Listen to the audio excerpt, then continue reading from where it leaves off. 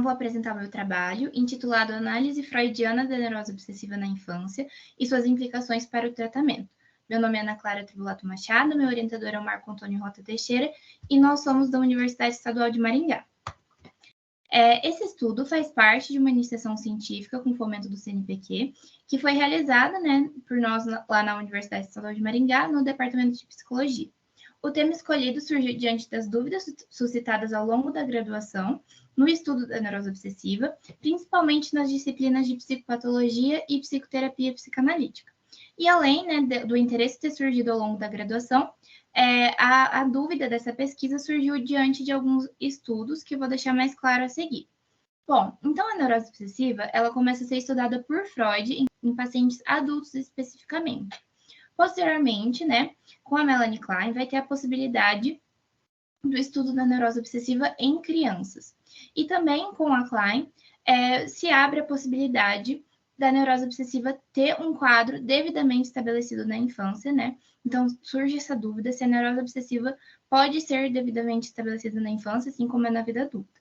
Esse tema, acarreta em divergências entre autores, então tem aqueles que acreditam na possibilidade do estabelecimento de uma neurose propriamente dita na infância, como Holmes, e também tem aqueles que não possuem uma ideia muito clara quanto a isso, então, como Sokolnica, que eles são apontados no estudo do Neto, de 2014.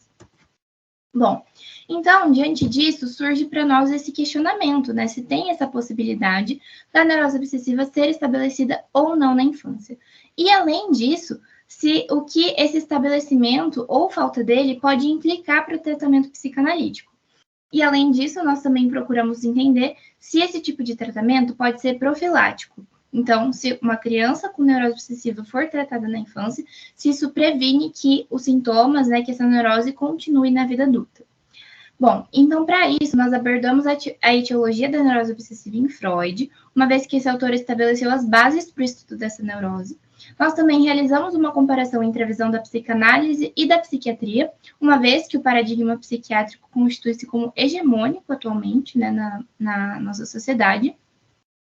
E também nós analisamos algumas postulações de Melanie Klein e outros autores pós-freudianos, buscando realmente compreender a neurose obsessiva na infância.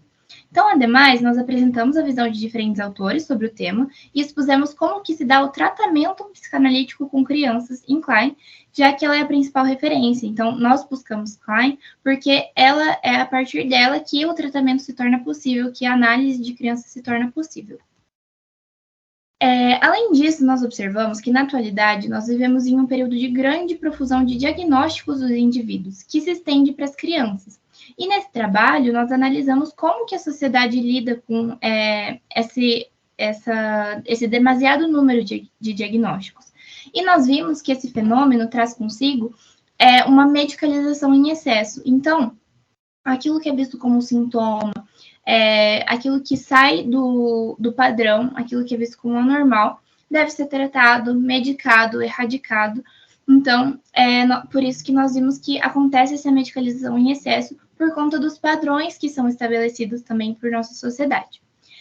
E a partir disso, nós vimos que é necessário que se encontrem outros meios para tratar do sofrimento, porque a medicalização, além de não ser 100% efetiva, pode ser prejudicial. Ela não é 100% efetiva porque ela vai tratar apenas os sintomas e não a causa deles, e pode ser prejudicial justamente por fazer essa neutralização, acabar com os sintomas, neutralizar as individualidades, as particularidades e a subjetividade do sujeito, porque aqui nós observamos os sintomas e o sofrimento psíquico como uma maneira de existência. E também, a relevância do presente estudo encontra-se na necessidade de se compreender e problematizar a banalização de diagnósticos na atualidade e seu consequente excesso de medicalização dos sujeitos, que inclui as crianças. E também é importante deixar claro que aqui nós não vamos contra a medicação, mas a gente considera o seu uso excessivo. Bom, o objetivo geral dessa pesquisa é entender se a neurose obsessiva pode ser devidamente estabelecido na infância e o que esse estabelecimento pode implicar no tratamento. E dentro dos objetivos específicos estão Analisar a neurose obsessiva em Freud, entendendo sua etiologia e especificidades, realizar uma comparação entre o paradigma psicanalítico e psiquiátrico, no que diz respeito aos aspectos concernentes à neurose obsessiva, compreender a neurose obsessiva na infância a partir dos autores pós-freudianos, investigar se o tratamento da neurose obsessiva na infância pode ser profilático em relação ao estabelecimento dessa neurose na vida adulta. E essa pesquisa é de cunho bibliográfico, realizada a partir de outros estudos e pesquisas se voltando para a produção do conhecimento. Então, para a realização da pesquisa, foi feito um levantamento de publicações científicas exclusivamente brasileiras, como teses, dissertações, artigos, obras de referência, que foi pesquisado nas bases de dados do Cielo, PEPSIC e BVS-Psi, se utilizando das seguintes palavras-chave: neurose obsessiva, infância, criança, transtorno de ansiedade, Freud, transtorno obsessivo-compulsivo, DSM, CID-10 e Melanie Klein. E dentro disso, né, foram selecionadas as publicações que tratam sobre sintomas, especificamente em crianças, e os conteúdos foram analisados a partir das postulações de Freud, dos seus combinadores e também de psicanalistas mais atuais, pós-freudianos. Bom, e com tudo isso, nós vimos que a compreensão da neurose obsessiva em Freud foi essencial para o desenvolvimento da pesquisa, porque, como eu já havia dito, ele que estabeleceu as bases para o entendimento dessa neurose e também para o seu tratamento. Além disso, né, com o conhecimento da visão da psiquiatria, foi possível estabelecer as diferenças e aproximações em relação à psicanálise, e isso é relevante porque a psiquiatria apresenta uma hegemonia na sociedade atual. E a partir da psiquiatria, né, da visão da psiquiatria como a neurose sendo uma doença, uma patologia, algo que deve ser tratado, nós também vimos essa questão da medicalização. E com isso, nós observamos a importância de se considerar outras maneiras de tratamento e compreensão dos sofrimentos psíquicos, entendidos como formas de existências constitutivas da subjetividade. Ademais, nós vimos também que há um consenso entre autores quanto à existência de sintomas característicos dessa neurose na infância, e também compreendemos que existe sim a possibilidade da análise com crianças a partir da Melanie Klein, então por isso que ela foi essencial para o nosso estudo, e que a medicalização pode ser usada como um complemento do tratamento psicanalítico.